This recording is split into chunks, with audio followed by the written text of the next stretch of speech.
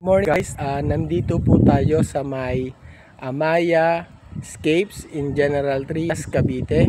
Ito po yung ating single. Ito po ay nasa 150 meter ating pong lot. At ang floor area po ay nasa 60 square meter. So guys, wala po tayong partition dito, pero pwede po natin tong 3 bedrooms. Tapos meron po tayong carport. Ayan, ganyan po yung ating yung corner lot, no. So malaki po siya pag corner lot. So standard lot po natin dito ay nasa 150. Yan guys. Ito po yung ating single house dito po sa may Amaya Escapes in General Trias, Cavite. So pasok po tayo guys dun sa actual turnover para makita nyo po. Ayan guys, so malaki po yung lote natin nasa 150, kaya sobrang maganda po yung yung sa labas natin. Pwede po tayo mag-extend diyan pagdating po ng future, no. So guys, pasukin natin itong ating actual turnover. So guys, makikita nyo po ating pong door ay steel po yan. So ayan guys.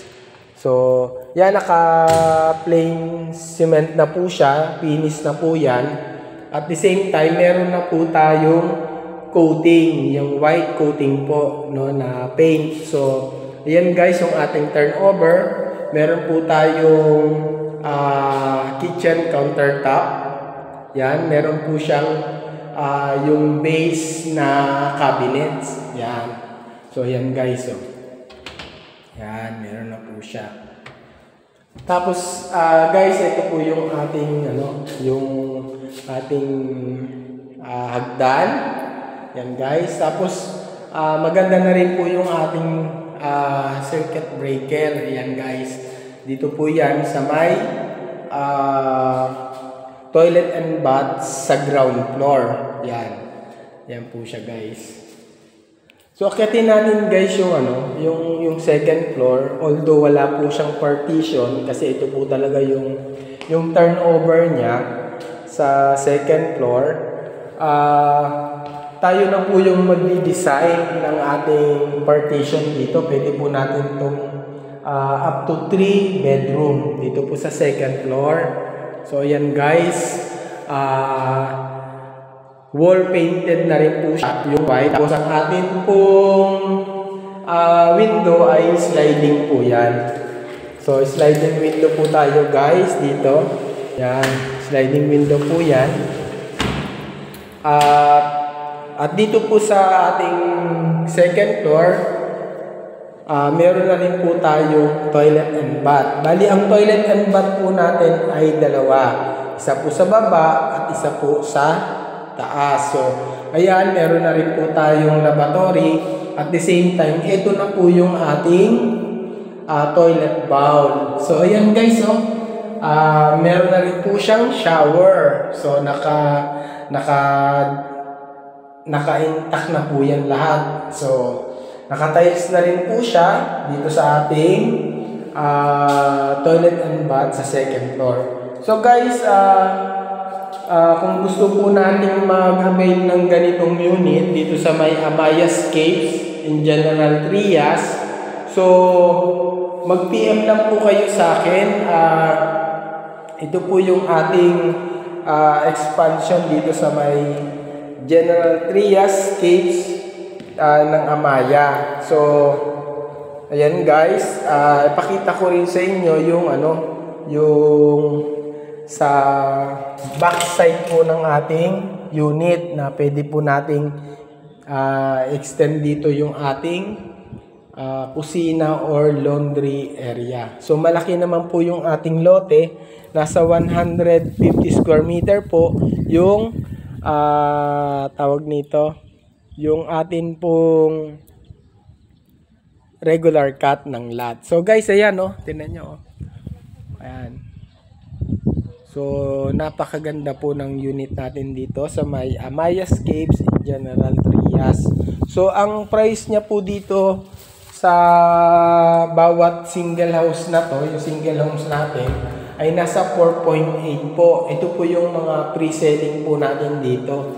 Although meron na po ditong mga ready for occupancy.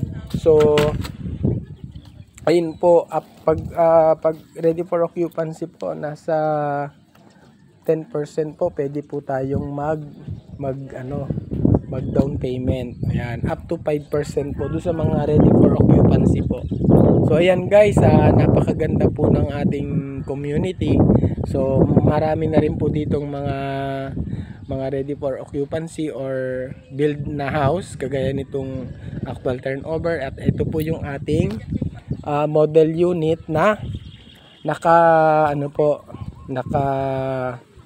design na po yung sa loob. Meron na po siyang partition, meron na po siyang gamit na pwede po nating gayahin. So pasok din po tayo dito. Yan, nakikita nyo po guys, ito po yung pinaka corner lot niya. Maganda po. So ayan, naka-setup na po siya.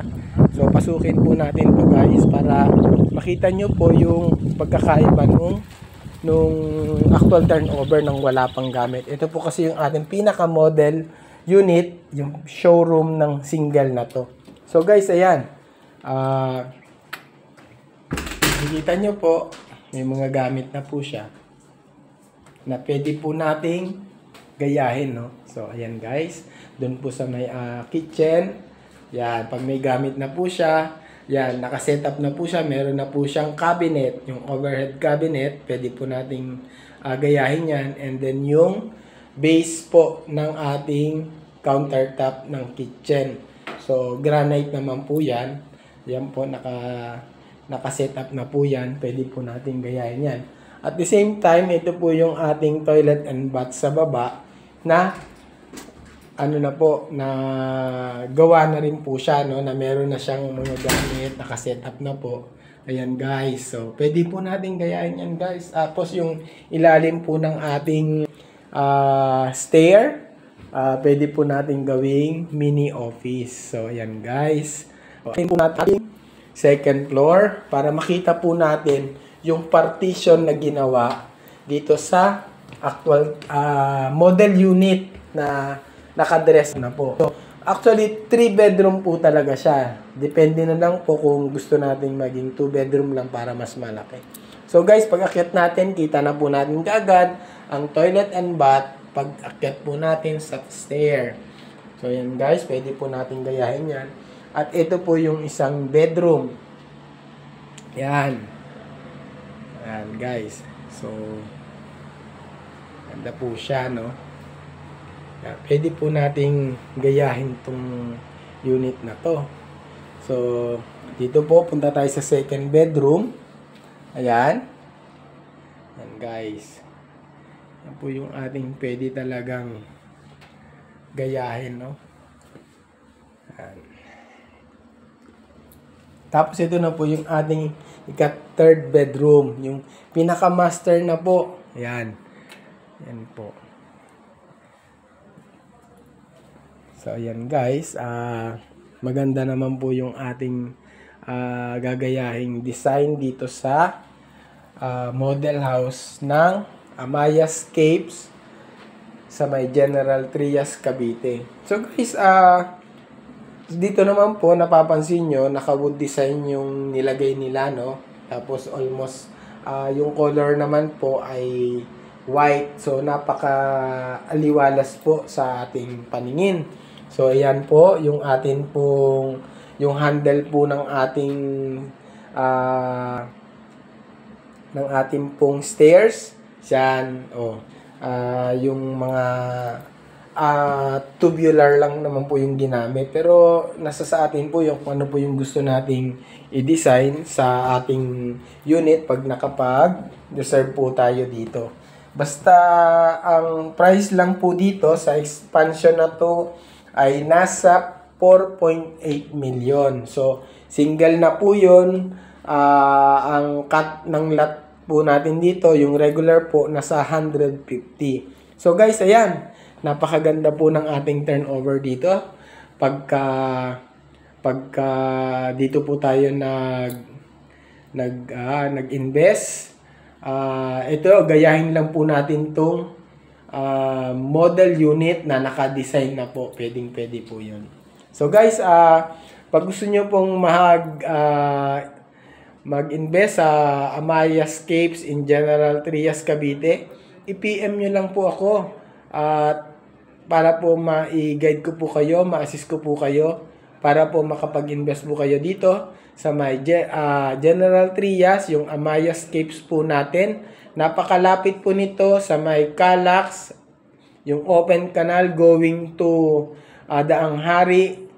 Tapos meron din po tayo yung going po doon sa Cavitex. Yan, ito po yung mga access nito. Pwede po tayong pumunta ng Tagaytay, mga 30 minutes nasa Tagaytay na po tayo. Papunta po ng Carmona, madali rin po dito pag dito ka nanggaling sa lugar na to. So guys, i-PM nyo lang po ako kung gusto nyo po talagang makita at makapag-viewing po dito sa site na ito. So guys, ayan, pakita ko ulit yung actual sa labas. Yan guys. So, maraming salamat po. Sana po nagustuhan nyo po ang simple kong video.